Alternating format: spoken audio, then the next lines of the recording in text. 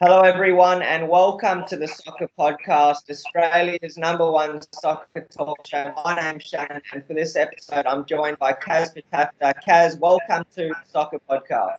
Thanks, Shannon. Pleasure to be on, and thanks for having me. No problem at all, Kaz. I wanted to talk to you in this episode a little bit about your career, then we'll talk about the A-League and a little bit of Premier League tipping to have some fun as well. But let's start with your distinguished professional playing career. You obviously played in Portugal with Benfica and then in the A-League with Melbourne Victory and Newcastle Jets. But we have a lot of young fans of the Soccer Podcast, and Kaz, I bet you now they're dying to know, how did you get involved in football? Yeah, so good question. Just like most youngsters, you start at your local club, just like I did back home in Canberra, and it was in those days that you sort of understand that you've got this desire and this passion to potentially become a top level player, and that's where it sort of stems from. Perfect. And was there any players, obviously you were a midfielder, were there any players in particular that you modelled your game on? Yeah, I mean, there was a lot of great players at the time, but for me, my idol was definitely David Beckham, someone that I looked up to, even though I wasn't necessarily a winger or someone that was putting crosses in like he could do or scoring free kicks. But, he's an exceptional talent. What a distinguished career that he had. But it's, the admiration that I have for that kind of player on and off the field. And I was fortunate to meet him when I was young in Madrid, and then also play against him with the Jets. We played against LA Galaxy back in Newcastle. That's one of the questions that I was going to ask you, Kaz. Who is the best player that you've either played with or against? Yeah, very good question. Look, for me, I'm quite biased. I think playing against Beckham was amazing, even though it was a friendly, but you could just see the level he was at, and he was probably, not even in first or second gear at the time.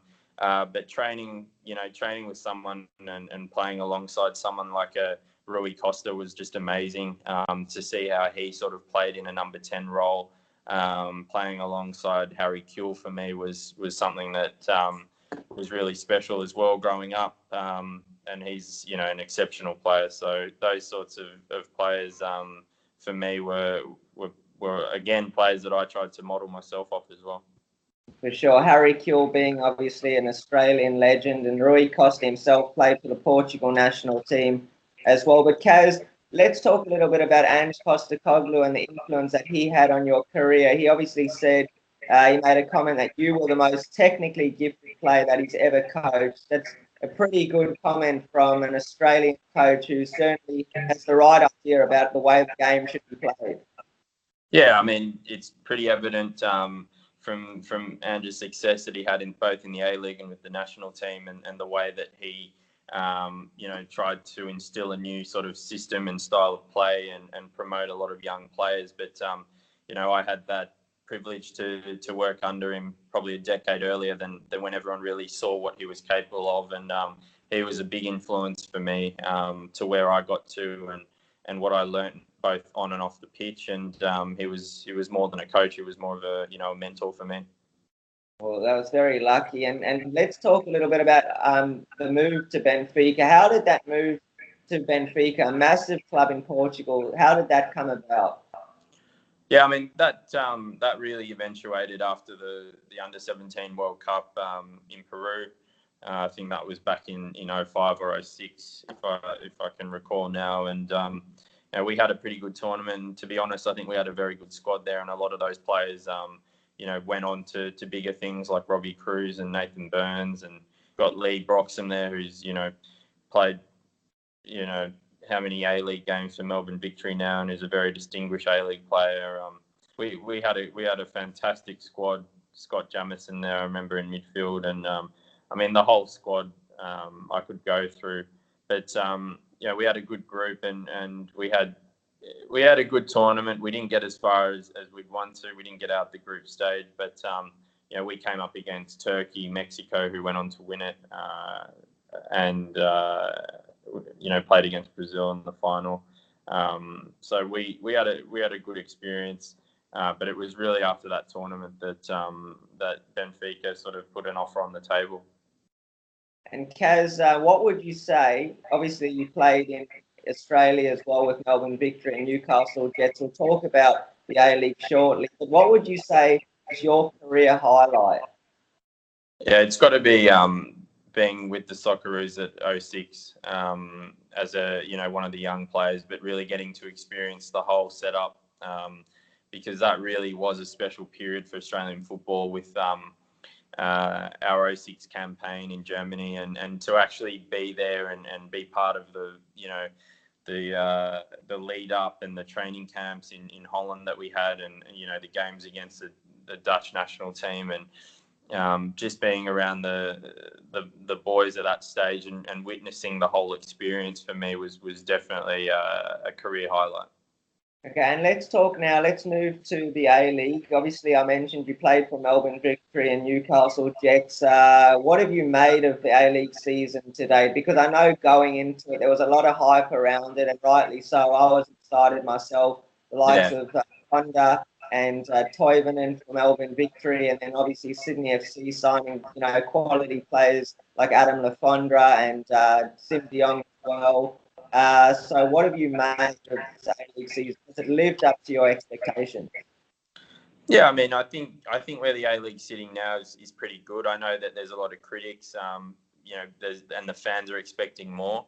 I think there were some top signings like the players you've mentioned already. Honda being probably at the top of that list, where he's really shone through and he's shown, the quality out of Asia and where the A-League should be looking. But I guess for me, something that's slightly disappointing is not seeing more of our sort of younger generation really, pushing through, sort of your under 20 national players really, really coming through. And that's something that I think the A-League really needs to take on board and being, a real good incubator league, which we saw in the days of sort of your Bruce Dutte, Nathan Burns link up in Adelaide United days, 18, 19 years of age boys really,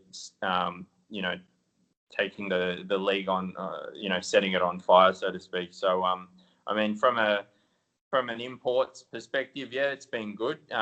It's been an exciting sort of league. There's been some great matches, but I'd love to see some of our homegrown younger talent really being pushed and doing their thing on the big stage. I agree with you. I think the recruitment's been pretty good this season. But yeah, I think in terms of the league and growing and critics, you mentioned critics. I think I've really been impressed with the team that you scored your first victory goal against, Wellington Phoenix. I think, that their performances this season under Mark Rudan have been muchly improved, both defensively and going forward as well. What have you made of the Wellington Phoenix? Yeah, I mean, Wellington have obviously now they've got a little bit more stability. Wellington's always been, for me, going there, it's a tough place to play. It's not easy. It's not an easy trip. So really, Wellington this season have got a good leader, a good commander in their coach. Guys like David Williams, who was part of our sort of generation. He's doing really well. I think Roy Krishna has just been, on fire this year, and it's they've got that stable foundation, and they're really pushing and doing well. Where in the past, Wellington's sort of been either on a run or sort of towards the bottom of the league, and people sort of question whether Wellington should be in the league. But for me, this season they've really shown what's capable of, when you've got good system in place and a good coach and a good leader in there. Yeah, that's why I say, apart from recruitment this season, I've been impressed with the fact that Wellington have done pretty well this season. They still not, they could be higher up in the table, but I think the foundations, Kaz, and the team are now there, with a quality coach, Mark, very, very disciplined manager. And they got that balance, defensively, they've got recruitment, talk about recruitment, players that he signed defensively are all quality players. And then going forward, you mentioned David Williams and Christian just got bags of pace and ability, but even the youngster up front, he's been a real revelation, really superb for them all season. And you also mentioned travel, we're travelling to and from Wellington, but Perth Glory is another place that's difficult to travel to. They sitting nicely, Kaz, at the top of the A ladder. They, to me, as well, have that really good balance in the team. I mean, Popovic is very similar in what he's done to what Ruden's done in terms of setting those foundations, discipline, team spirit. You look at them defensively and the quality they got in that back line, and then going forward as well, it's Keogh and Cass, all players that can really cause teams problems. Hence the fact they're sitting, as I said, in pole position. Yeah, I mean, what a season Perth had, and you rightfully mentioned that's also a difficult trip. And I remember making those sort of red-eye journeys out to Perth, and it's tough. And for them to come over to the East Coast, every second week is a challenge. So to be sitting where they are, nice and in pole position. But Popovic has done well. He's created a good unit. Like you said, I mean, you look at signings like Jason Davidson, who's I think having a good season, but Keogh up front, they've really got a solid group. But the A-League, the interesting thing with the league is, sitting up there and staying in pole position is not easy as well. So there's still a little bit to go, but someone like a Wellington sitting in sort of a sixth place mid-table with the run that they're on, it'll be interesting to see sort of how they go today, because you've got a Perth Wellington match coming up, and anything's possible in the A-League. That's right, and Melbourne Victory are not far behind Perth Glory, so they're going to look to take any slip up from Perth. They'll look to take advantage, and they've been doing pretty well themselves this season. I think obviously they lost a few players, but they've obviously recruited well. And Costa Barbarousse, I don't know if you ever played with or against him, but he's just such an exceptional player for me. Every time I watch him, he's always just running at defence, causing people problems, and Toivonen as well. I thought I had to admit he's a World Cup striker. He played for Sweden, but I just feared for Melbourne before the beginning of the season that they might struggle with. He's not the most agile of players, but he's proved me wrong, as the service to him has been quality enough to find back to the net.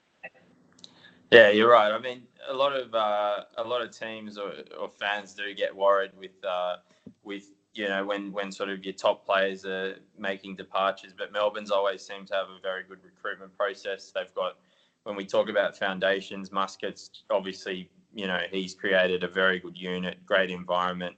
But you're right. I mean, guys like Antonis, Truisi, who have had stellar seasons. Their assist that they've had has been really great. Then you've got Barbarousse, you've got Honda. I mean, that's a really, really good lineup. Just talking about the attacking sort of third, and I mean they're sitting in a really good place to actually push Perth, and I'm sure that Perth are feeling the pressure with that type of setup that Victory's got. But I mean, Victory have always been strong, and they always recruit well. Well, I think that's kind of how it's going to finish the season, Kaz. I think Perth, if they can hold on, then they'll win it. I think they've got a lot of quality. They've shown signs that they can win it this season. But Melbourne Victory are there. Sydney FC, they haven't been, I don't think, at their best since Arnold's departed for the Socceroos. I think, for whatever reason, I think I haven't seen the same Sydney FC team. Obviously, lose players like Lebeau, you're losing a lot of goals. I think the Fonda's done well, to kind of reduce that deficit in terms of goal nut ratio. But I just think I haven't seen the same Sydney FC. Certainly not defensively. I don't think they move the ball like they did. It's certainly not as quick as they were under Arnold. But anyway, let's talk a little bit about the bottom of the table. It's kind of the usual suspects, struggling teams, Brisbane Roar, Central Coast, rooted right to the bottom. No real surprises there, Kaz. Recruitment's mentioned again. Yeah, I mean, it unfortunately is some of the usual suspects, but again, when I look at these sorts of teams, I mean, the A-League is an interesting beast. It's a league that, if you get your foundations right, you build a good setup, a good environment. There's no reason why you can't be turning a whole season around. But these clubs have had their challenges. It's a bit of turnover. Brisbane Roar with the ownership model that they've got in place with the Bakri Group. There's always talks of uncertainty of whether they're sort of in or out, and are they really investing in that club appropriately. Central Coast, a sort of similar theme, but I mean, again, with the right management structures, you can really build upon. Central Coast have some of the best fans in the country, really. Playing out over in Blue Tongue, I remember it's not an easy thing. The Newcastle Central Coast derby. I mean, with Central Coast, you've got great fan base. Brisbane, the same thing when Ange was under there. You had Suncorp was booming. You had fans everywhere. So, I mean, people want to be entertained and people want to see good football. So, in these types of clubs, I'd be pushing the youth through. I'd be pushing exciting players in, and trying to build excitement for the fans, and that can turn your seasons around. So, I mean, it's everyone's got an opinion on those things, but I think there's some of the changes that I would have, for those sorts of clubs. Yeah. We've received a lot of questions at the Soccer Podcast. Will Mike Olvey still be in charge, and will the Mariners sign anyone? Well, Kaz, I really do hope so for their sake. I mean, they really are struggling. They have to make signings. I don't know who they go and get, but I mean, they've got to get that recruitment right. In the off-season, it was all focused on, youth involved. Yeah. And they're really paying the price for that. I mean, he's not a footballer. Look where the whole it's all gone now, and they really are paying the price. Even Ross McCormack, he was top quality striker, he's left the club now. So it's a matter of promoting youth, like you say, but also getting to make some signings. And for whatever reason, they just haven't been able to do that. I don't think Brisbane Roar are in as much trouble as Central Coast. I think they're a much more stable club. I think they've got some, real tight and neat players in the team, but for whatever reason, it just hasn't come together. Whatever reason, Newcastle Jets. Let's just touch on them. Lastly, your old club. They started the season not too well, and now obviously that big result last night, winning 5-1. But do you think they can turn their season around? Because obviously, from what we've seen, it's a very different season to last season when they played Melbourne Victory in the grand final. Yeah, I mean, it's one of those things you see in the league that it is quite hard, and I think Arnold did really well to have Sydney in a position where he could go sort of a couple of seasons in a row with a really strong setup, and that's not easy in the A-League. Newcastle obviously had a really good run. They've got a very good squad. I think Petrados is just, he's on fire with Newcastle. There's plenty of other players that I could name, but Newcastle's always been one of those clubs that they're either on fire, they'll go on a good winning streak. I mean, last night was an example of what they're capable of doing, but consistency is something that they need to maintain. But under Merrick, they've got a good structure there, good fan base. If they can keep some of those wins on the road, but sometimes in the A-League you need to sort of just keep picking up points no matter how nicely you play. That's football. So. I'm sure we'll see after that run a bit more form like that, and hopefully Newcastle can keep pushing on. All right, Kaz, let's move and turn our attention now to the best league in the world, the Premier League. And I know you're a Manchester United fan. I'm obviously Chelsea, as you can see. No problems with that. So let's talk a little bit about the Premier League and do some tipping for the next match week. I don't know. I'm sure you're aware that last weekend we had some crazy results in the Premier League. Chelsea obviously losing to Bournemouth, and Tottenham only managing to beat and take all 3 points from Watford in the dying moments of the game. Manchester City losing, Liverpool slipping up as well. But let's talk about this next match week. I've got in the first game we've got Newcastle against Tottenham. I wanted to know what's your tip for that one. Yeah, good call. Look, I think Tottenham sitting third. I think I think they're gonna get the win against Newcastle. Newcastle can always be a surprise, but for me, I think it's going to be a Tottenham win. I agree with you. I'm going with Tottenham. They're at home against Newcastle. Newcastle have been struggling all season. And even though there isn't Harry Kane, Llorente scored the winner, although he did miss a sitter as well off his thigh. He missed that one. I really thought he should have taken that. But Tottenham, despite missing Kane, they've got a lot of quality in the team. And obviously, Son has returned now from the Asian Cup. He's a big player for Tottenham, as is, Lucas Moura, Lamela, Christensen. They've got a wealth of talent. I think Tottenham will take all 3 points. Let's move to the next one. Brighton versus Watford. What's your tip, Kaz? Yeah, I think it's a close one. For me, I think this one's could be a potential draw here. Brighton has been surprising there, but Brighton Watford is always going to be an interesting match. Both of these teams have been sort of doing well. I think for these teams and this match, I think for me this is going to be a draw. Okay, I'm going with Watford, even though they are away from home. I think Brighton haven't done too badly, as you correctly mentioned, but I think Watford, to their credit, they play some great football. They did lose to Tottenham, but they have also quality players in that team. Delafeu, Troy Deeney, the captain. Defensively, they haven't been too bad themselves. So I have to go with Watford in this one. So, Kaz, let's talk about Burnley and Southampton. Yeah, I've got a bit of a soft spot for Southampton, and I've always really liked the club. So I'm going to have to go with a Southampton win, but that's more on a bit of a bias of I really like the way that they've always been a big incubator club. They've got a great academy. I know we're talking about, a club that's sort of sitting towards the bottom of the table, but both teams sort of in a similar position, probably trying to avoid relegation. But for me, this is probably a Southampton win, but I think that's more from just a gut feel as opposed to sort of maybe what will come out, even though they're away from home. I have to go when I think Burnley, obviously they caused, was it Man United, some problems, 1-1 draw, but or was it 2-2? But I think 2-2, yeah. 2-2, but I think Southampton, they've also had their difficulties. I really think this one's going to be a draw, Kaz. But let's talk about my team, Chelsea against Huddersfield. What's your tip?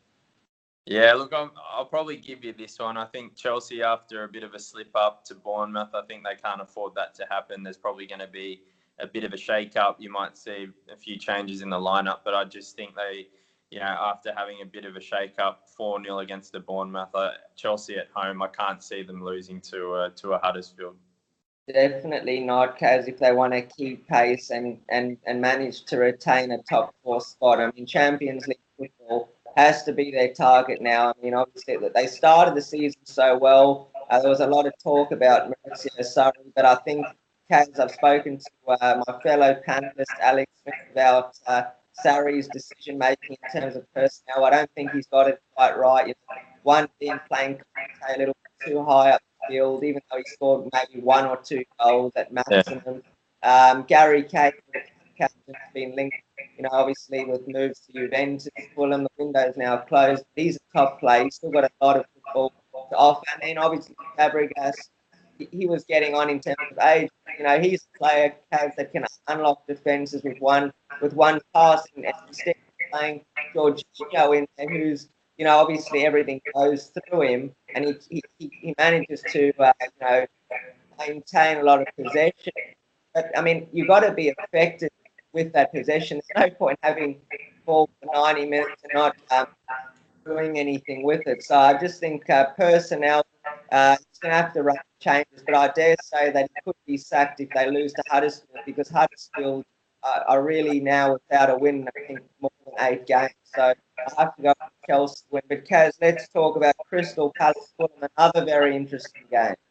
Yeah, Crystal Palace again, sort of sitting in that bottom half of the table, probably not necessarily too worried about any relegation at the moment. Crystal Palace has always been interesting. I think with Crystal Palace at home against Fulham have been performing pretty well. It's a tough one. I might pick a draw on this one. I'm going to go with Crystal Palace. I think this season, their performances have been pretty good. The players, like Townsend and Wilfred Zaha, they've been pretty good performances, but for whatever reason, they just haven't managed to, kind of grind out results. So, but they are on the way up. And Fulham, they were up against in the last match week against Brighton and ended up losing the game. So I think Fulham, they need points, but I think, do they have the players to do it? Mitrovic possibly has a few goals in it, but I just think Crystal Palace will maybe edge this one. Kaz, let's talk about Everton and Wolves. What's your tip for that one? Another big game. Two teams performing well this season. Yeah, I think for me, I'm going to pick Wolves on this one. I think I've seen the last match, someone like a Moutinho there, the way that it's been structured, a lot of Portuguese influence at Wolves, and it's a club that I think after promotion has been performing well. If Moutinho is on his game, controlling the midfield, I think Everton's always a difficult match, but for me, it's going to be a Wolves win. I'm going to go for a draw just because these are two big clubs, two, as I said, well-performing teams this season. I think Everton, they're doing really well. They got some good players, pretty stable midfield. They got some strikers as well. But Wolves, really, really, what's impressed me most about them under Nuno Kaz is the way they like to stretch opposition defence, really get the ball down and play. You spoke about the influence of I think Tino, there's also Neves. Diego Shota, he's got a lot. He scores a lot of goals. I think, one of their key men. As is Raul Jimenez, the link-up play all season, especially in the last few games, has been really phenomenal. So I have to go with the draw on this one, but we'll see how it turns out. Let's talk about Cardiff versus Bournemouth in the next game. Well, I think Bournemouth are obviously going to be pretty happy, and they probably had a pretty good week on the training park after a 4-0 victory. If they can take that sort of that momentum from a high with Chelsea into their next match against Cardiff, I think a lot of the pundits would back a Bournemouth here. But it's also tough after coming off one of those sort of unpredictable big wins. How you sort of approach the next match. Sometimes you sort of go into it with the wrong ideas. So being away with the Cardiff, you never know. But I think after that run, I think Bournemouth might come away with another win. Yeah, it was a massive result for Bournemouth over Chelsea. I mean, not only, such a big scoreline 4-0, but they had been struggling, in the last few weeks for results. I think they only won 2 in 8.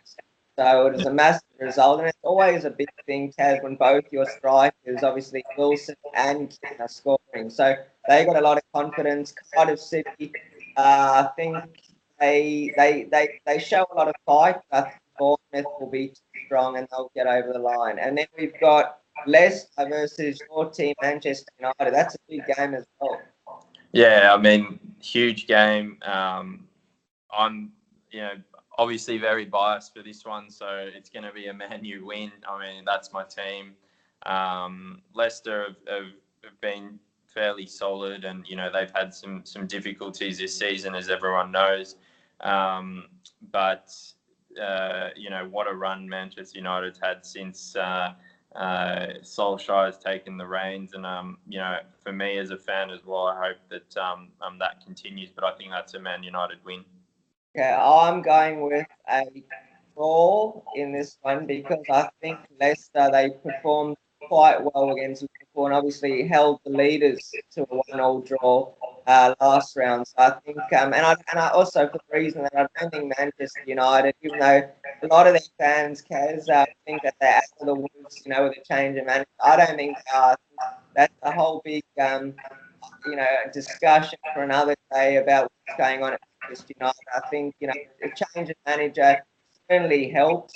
It will give the players a boost for a number of reasons. But I just think they've got bigger problems both on and off the field, Kat. But I think Leicester, they have traditionally caused Man United some problems, and Jamie Vardy does tend to score when he plays against Manchester United as well. So that's what I'm going with a draw. And in the last game, we've got Manchester City against Arsenal. Game of the round. What's your tip? Yeah, definitely game of the round. I think this is going to be, it's a tough one. I think this is going to be a Man City win at home. Arsenal either put on a show or sort of they go missing at times. But I think Man City at home is pretty tough to sort of argue with. I'm going to have to go for a Man City win on this. I think that it's going to be a really, really tight game. I think obviously Manchester City, they have to win this game if they want to be champions at the end of the season. I just think, the gap is increasing slowly with Liverpool. Liverpool, they could have extended it by more, obviously, with City losing to Newcastle. But, they are a few points behind. They've really got to maintain and keep up. And, if they do want to win the Premier League. Arsenal, I think when they do play the big teams, and Manchester City is certainly one of them, I don't think that they quite match those big teams. I think Unai Emery's come in, he's done a really terrific job. Yeah. But I still think that there's a lot of work to be done at Arsenal before they can really match, the Man Cities and the Liverpools. That's just the way I think. I think they, against some of the smaller teams, they do well. But I just think City maybe lost the midfield, try and obviously outplay them possession-wise. And I think if Aguero and, Jesus are in form, then it's too much for Arsenal to finish, because Arsenal, not so much this season, but in past seasons, they have been quite vulnerable at the back. I mean, it was only a few weeks ago that Arsenal couldn't go into the half-time break without conceding a goal. Yeah, that's right. City, with all their quality, I think it's going to be difficult. I'm going to go with a Manchester City win as well. But Kaz, thank you so much for joining me at the Soccer Podcast. It's been an absolute pleasure talking to you. Yeah, thanks a lot, Shannon, and thanks for having me on. And hope to come back on soon in the near future. For sure, we'll definitely have you back on, Kaz. I think a lot of the players, the young fans out there, will take a lot away from our chat today. But everyone, if you enjoyed this episode, make sure to smash the thumbs up button and follow our new YouTube channel as well, and follow us on Instagram. But for now, it's goodbye from the Soccer Podcast, Australia's #1 soccer talk show.